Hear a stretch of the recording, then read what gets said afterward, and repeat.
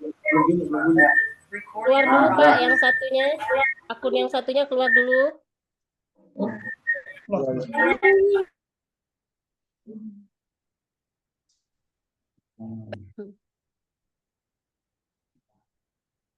Oke, sudah ya Pak Dedi ya. Sudah siap ya. Ya, Bu. Oke, untuk Bapak Ibu yang lain, itu mohon dikondisikan sebelum ujian Bapak Ibu.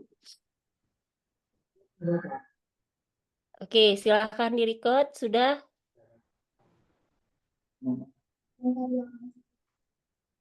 Oke, Bu. Siap, Bu.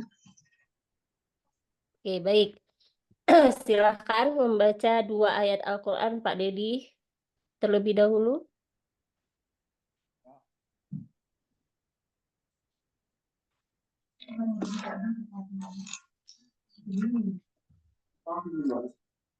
أعوذ بالله من الشيطان الرجيم بسم الله الرحمن الرحيم ألف لام ميم ذلك الكتاب لا ريب فيه هدى للمتقين صدق الله العظيم.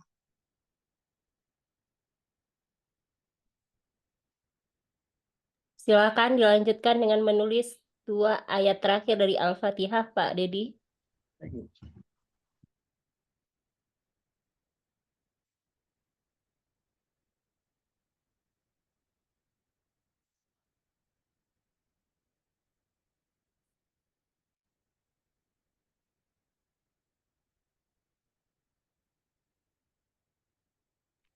Pak Dedi, kameranya tolong diturunin Pak.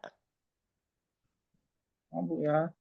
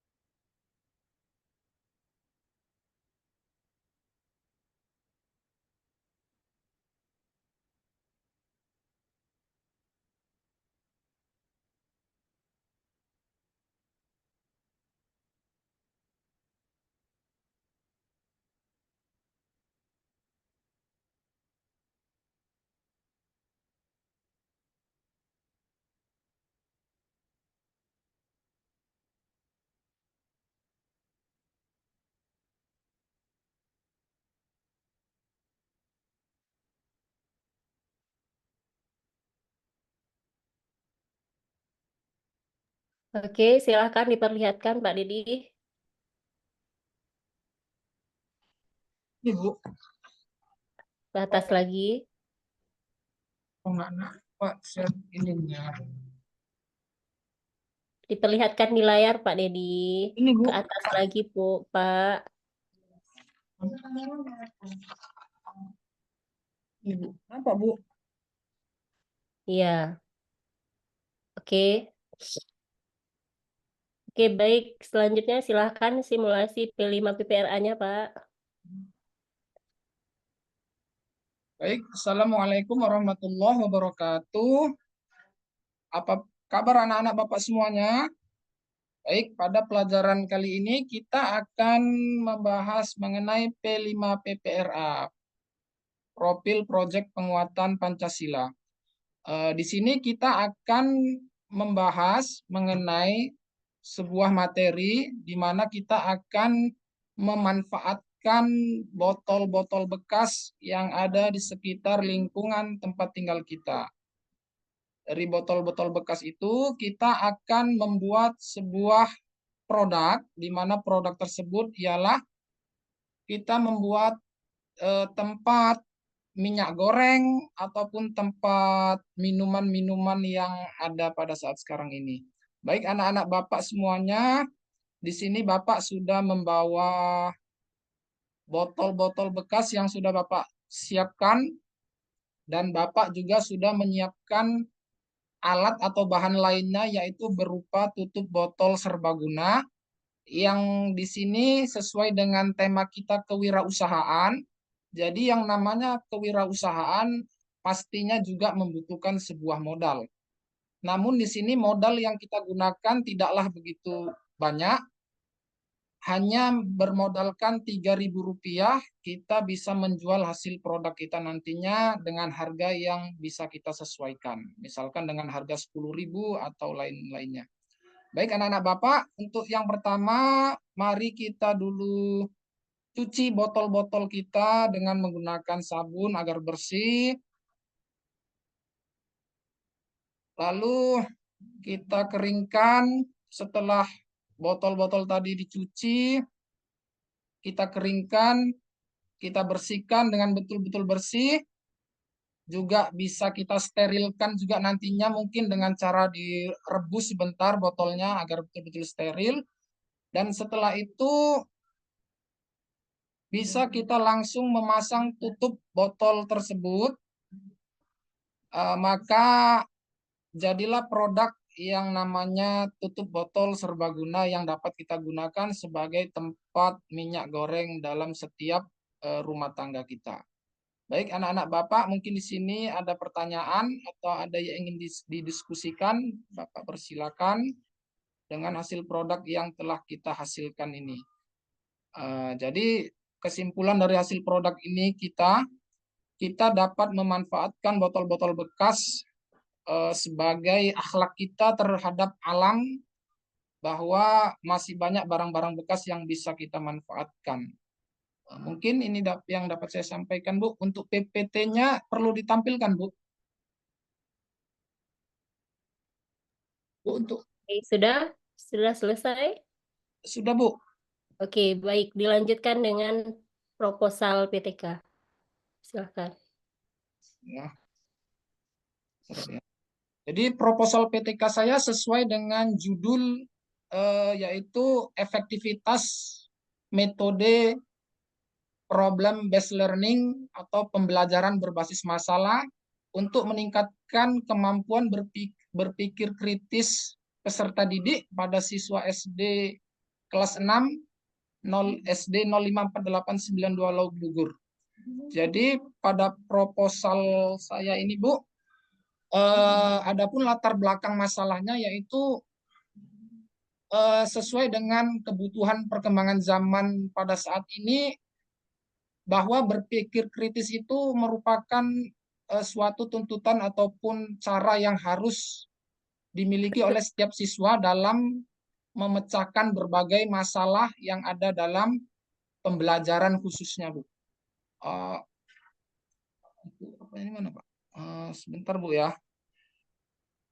Lalu untuk tujuannya yaitu untuk mengembangkan kemampuan berpikir kritis siswa agar siswa dapat memecahkan berbagai masalah yang ada dalam pembelajaran khususnya dan dalam lingkungan sekitar, Bu. Pak, bukakan WA dulu nih, Pak. Maaf, Bu ya. Bu, boleh share screen, Bu, untuk PPT, Bu. Silakan. Yang mana nih ya, Bu ya? Bentar, Bu ya, saya gugup, Bu.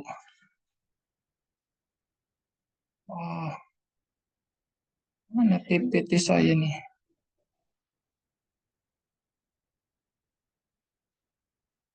Pak, bukakan WA. Nah, ini. Mau share screen PPT. Nah, yang dulu apa? Ini. Udah. Kabinnya besar, Bu.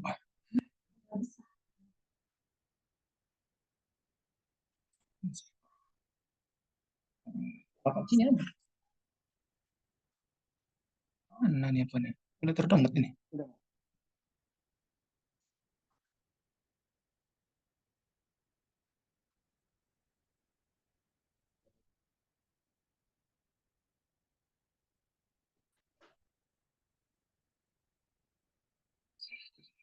Share screen mana?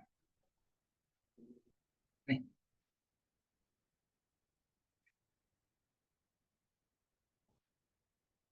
Bu.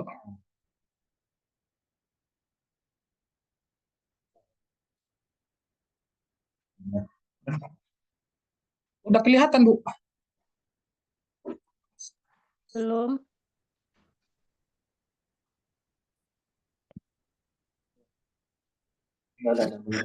Ini seminar proposal saya, Bu. Ini latar belakangnya di sini, mohon maaf saya singkat, Bu, karena terlalu panjang juga.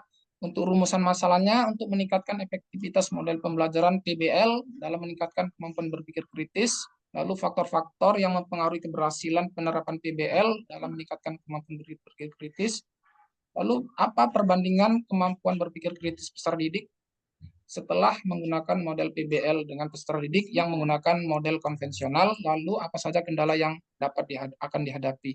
Untuk tujuannya di sini ada 4, mengetahui efektivitas model PBL, menganalisis faktor-faktor yang mempengaruhi keberhasilan, membandingkan kemampuan berpikir kritis dengan menggunakan PBL pada peserta didik, lalu mengidentifikasi kendala yang dapat atau akan dihadapi oleh guru dalam menggunakan model PBL. Untuk manfaatnya secara teoritis menambah khazanah pengetahuan dalam bidang pendidikan, bagi guru memberikan panduan yang strategi yang efektif dalam membantu guru mengidentifikasi dan mengatasi kendala yang ada.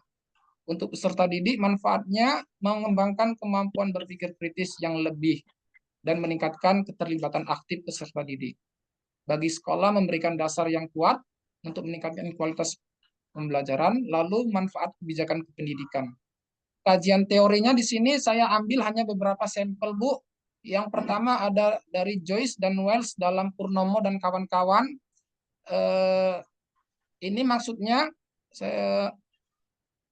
ahlinya bernama Joyce dan Wells, sedangkan jurnal tersebut ditulis oleh Purnomo dan kawan-kawan karena penulis jurnal tersebut lebih dari satu, Bu. Jadi saya buat seperti ini dalam mengambil definisinya bahwa model pembelajaran PBL itu suatu struktur konseptual dipakai dalam panduan proses pembelajaran tersusun atau secara teratur dalam meraih yang melibatkan sintaks ataupun langkah-langkah yang dapat digunakan.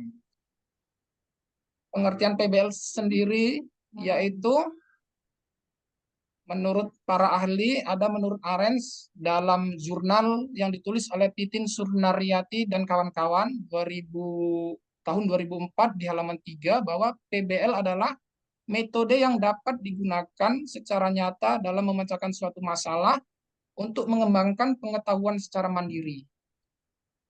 Karakteristik PBL sendiri di sini ada juga saya lampirkan. Nah, di sini ada langkah-langkah PBL sendiri itu sintaksnya ada 5, Bu. Mengorientasi peserta didik, mengorganisir atau membagi kelompok, membimbing, mengembangkan dan menyajikan hasil karya, serta menganalisis dan mengevaluasi. Di sini juga saya lampirkan kelebihan model PBL, yaitu menyelesaikan masalah dengan cara menerapkan atau mengeksplorasi, mengintegrasi, meningkatkan kemampuan berpikir kritis, memperdalam pengetahuan, memberi peserta didik kesempatan untuk membangun hubungan yang lebih solid. Ada kelebihan, pastinya ada kekurangan. Di sini juga saya lampirkan ada juga kekurangan dari metode PBL itu sendiri, yaitu informasi dari guru sebagaimana narasumber akan merasa kurang nyaman dengan cara pemecahan masalah secara mandiri. Jika peserta didik percaya dipelajari, maka masalah akan enggan untuk mencoba memecahkan masalahnya. Jika peserta didik tidak memahami, mengapa mereka harus berusaha. Lalu di sini dalam kajian teori ada juga saya cantumkan pengertian dari berpikir kritis itu sendiri menurut para ahli. dalam Purnama, jurnal yang ditulis oleh Purnama dan kawan-kawan, menurut para ahli Kampak ini, kemampuan berpikir kritis itu proses untuk menemukan cara baru dalam menerapkan aturan ataupun pengetahuan yang telah dipelajari. Juga di sini saya cantumkan hidup damai karena di sini materi yang saya ambil dalam metode PBL ini materi hidup damai yang saya ambil dalam bab bab 3 dalam buku kurikulum Merdeka Belajar kelas 6.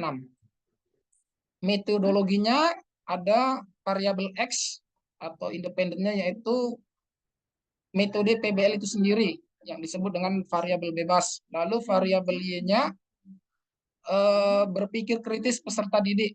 Ini variabel yang terikat yang diukur untuk mengetahui efektivitas model PBL. Populasinya ada di SD Negeri 0548 92 Lugur. Sampelnya saya ambil dari 12 orang siswa kelas 6 SD yang ada di sekolah tersebut. Adapun jenis data yang digunakan yaitu data kualitatif berupa informasi deskriptif yang memberikan pemahaman mendalam tentang fenomena. Metodenya saya gunakan wawancara dan observasi. Lalu ada tes pratindakan atau disebut pretest untuk mengukur kemampuan berpikir kritis peserta didik sebelum menerapkan model PBL. Dan ada tes pasca tindakan atau post-test. Untuk pelaksanaannya lakukan tes sebelum memulai pembelajaran dengan model PBL. Jadi sebelum menggunakan metode ini dapat digunakan tes. Lalu siapa untuk menerapkan tes ini terhadap peserta didik yang terlibat dalam penelitian tersebut, yaitu peserta didik kelas 6 SD yang ada di sekolah saya. Lalu penilaian menggunakan rubrik yang jelas, mengukur kemampuan berpikir kritis, dan seterusnya. Ada tes pasca tindakan juga, Bu, untuk mengukur kemampuan berpikir kritis peserta didik setelah penerapan model PBL itu dilaksanakan. Adapun langkah-langkahnya, yang pertama desain tes, yaitu format tes gunakan format yang serupa dengan tes pratindakan ataupun pretest. Lalu fokusnya tes harus dirancang untuk mengukur peningkatan kemampuan berpikir kritis. Pelaksanaannya, tes dapat dilaksanakan sesuai dengan siklus PBL. Terapkan tes kepada peserta didik yang sama dengan mengikuti tes pratindakan. Penilaian menggunakan rubrik penilaian yang sama dengan tes pratindakan tersebut. Adapun sumber datanya, ada sumber data primer adalah data yang dikumpulkan langsung dari responden ataupun peserta didik tersebut atau objek penelitian, yaitu siswa kelas 6 SD dan guru yang dapat diwawancarai mengenai pengalaman mereka dalam menggunakan metode PBL itu sendiri. Sumber data sekunder yaitu sumber data yang diperoleh dari sumber yang sudah ada, yaitu dokumen pembelajaran, dokumen kurikulum, materi pembelajaran, dan panduan pengajaran yang mencakup penggunaan metode PBL. Literatur dan penelitian terdahulu, saya ambil kajian-kajian teorinya ini dari beberapa artikel ataupun jurnal yang saya ambil dari Google Scholar atau Google Cendekia, Bu. Jadi saya sesuaikan penelitian ataupun jurnal 5 tahun ke belakang, dari mulai jurnal 2019 sampai jurnal 2024. Teknik pengumpulan data kualitatif, wawancara, ada semi terstruktur dengan siswa dan guru. Lalu wawancara dilakukan secara individual atau kelompok. Observasi langsung terhadap proses pembelajaran. Teknik pengumpulan data sekundernya dengan studi dokumentasi, yaitu dengan mengumpulkan dan menganalisis dokumen yang relevan. Teknik analisis dan pengujian ada observasi kelas, wawancara, analisis, survei atau kuesioner, ujian, dan penilaian. Mungkin ini saja yang dapat saya sampaikan. Lebih dan kurangnya saya mohon maaf. Untuk selanjutnya mohon arahan dan bimbingannya.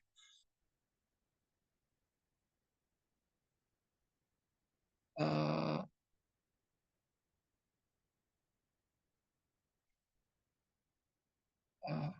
Kok nggak ada suaranya?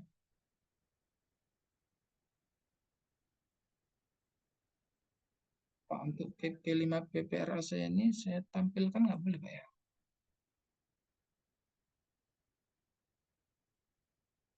Halo Bu,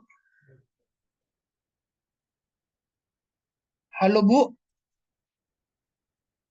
Baik, Pak Dedi, iya Bu. terkait dengan apa namanya modul ajar, bisa nggak Pak Dedi sebutkan apa saja komponen dari modul ajar? Komponen dari modul ajar yang saya ketahui ada CP ataupun capaian pembelajaran eh, yang dapat digunakan oleh guru untuk mengukur kompetensi peserta didik dalam memahami suatu materi. Ada yang lainnya yaitu tujuan pembelajaran, yaitu bagian dari CP atau kompetensi yang harus dicapai oleh peserta didik itu sendiri. Dan ada juga alur tujuan pembelajaran, misalkan metode yang digunakan itu metode PBL, ada 5 tadi, alurnya atau langkahnya, misalkan mengorientasi peserta didik pada masalah, mengorganisasi peserta didik atau membagi kelompok, membimbing peserta didik dalam mengerjakan tugas. Oke, mungkin ini terlalu melebar Pak Dedi ya. Yang saya tanyakan komponen-komponen MA Pak Dedi. Oke, terkait dengan teori belajar apa saja yang Pak Dedi tahu? Ada teori belajar behavioristik, Bu, yaitu teori belajar yang menghubungkan antara stimulus atau dan respon, di mana seorang peserta didik diberikan rangsangan oleh guru, barulah mereka dapat merespon dan hasil belajar dapat dikatakan peserta didik itu belajar setelah adanya perubahan sikap atau tingkah laku, Bu. Lalu ada teori belajar humanistik, ini teori belajar yang lebih dekat kepada peserta didik, sesuai namanya humanistik itu kemanusiaan, jadi teori belajar yang lebih bersifat kemanusiaan, maksudnya mengarah kepada pribadi peserta didik itu sendiri. Ada teori belajar konstruktivistik, yaitu teori belajar untuk membangun karakter peserta didik itu sendiri. Lalu ada teori belajar kognitivistik atau kognivisme, yaitu teori belajar yang berpedoman pada tingkat kemampuan pengetahuan peserta didik itu sendiri. Ada juga teori belajar berdiferensiasi, yaitu teori belajar yang secara umum itulah yang digunakan dalam kurikulum Merdeka. Jadi setiap peserta didik memiliki kemampuan, keahlian mereka masing-masing. Jadi guru di sini hanya sebagai fasilitator, peserta didik sebagai student center atau pusat pembelajaran. Ada juga mungkin itu saja Bu kalau menurut terkait lainnya. Oke, baik. Terkait dengan P5 PPRA, bisa Pak Dedi sebutkan komponennya apa saja? Komponen P5 PPRA ini eh, beriman dan bertakwa kepada Tuhan Yang Maha Esa, Bu. Lalu ada akhlak kepada alam yang seperti itu, Bu, maksudnya. Ya, terus? Bersikap mandiri, gotong royong atau bekerja sama, eh, berpikir kritis juga, Bu.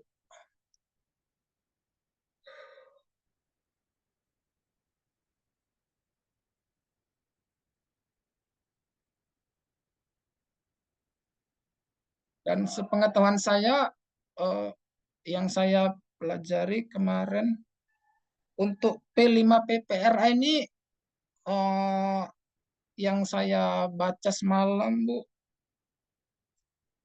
tidak terfokus sebenarnya kepada produk yang dihasilkan, tetapi bagaimana proses P5 dan PPRA itu sendiri berjalan. Misalkan di situ guru dapat mengamati atau memantau apakah peserta didik dapat bekerja sama, dapat saling apa istilahnya, sesuai dengan elemen ataupun sub-elemen yang ada, misalkan bergotong royong, bekerja sama.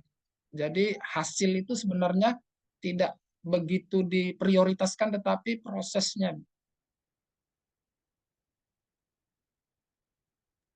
Oke, baik.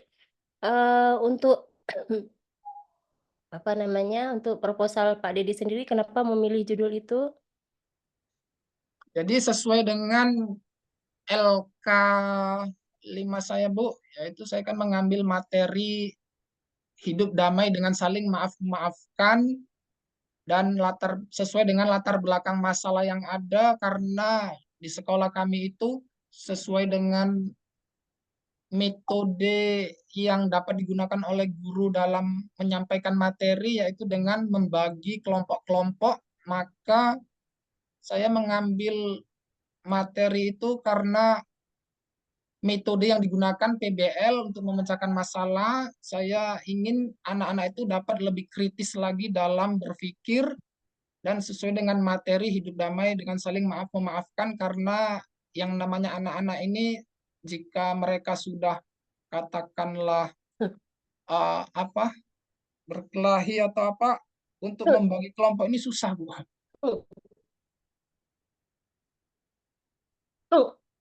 sesuai dengan Oke. keadaan yang ada, Bu. Seharusnya itu tercantum di latar belakang Pak Dedi ya. Di latar belakang Pak Dedi itu harus ada data pasti Iya, Bu. ya terkait dengan apa sih sebenarnya masalahnya. Jadi dia bukan hanya sekedar omongan aja ya Pak ya. Iya, Bu. Jadi harus spesifik datanya, apakah dari hasil belajar, apakah dari nilai rapor, apakah dari nilai ulangan harian, atau dari hasil pengamatan. Nah, itu harus disebutkan. Iya, Bu. Terus kemudian untuk rumusan masalah juga itu masih apa rumusan masalahnya Pak? Nah, Bu, Ada 3 kalau nggak salah saya tadi ya. rumusan masalah penelitiannya, Bu. Ya, ada 3 tadi rumusan masalahnya. Harusnya cukup 1 saja Pak Dedi. Apakah model pembelajaran PBL efektif untuk meningkatkan hasil belajar, itu cukup itu saja. Karena kan Pak Dedi menggunakan penelitian PTK ya. Iya, Bu, iya, Bu. Oke. Eh, itu saja mungkin Pak Dedi. Bu. Udah, Bu. Hari ini silakan dimatikan recordnya. Oke, Bu, terima kasih banyak, Bu. Sama-sama. Bu. Bu. Mana nih? Oke, silakan yang selanjutnya. Ya, Bu. Mana, Rik?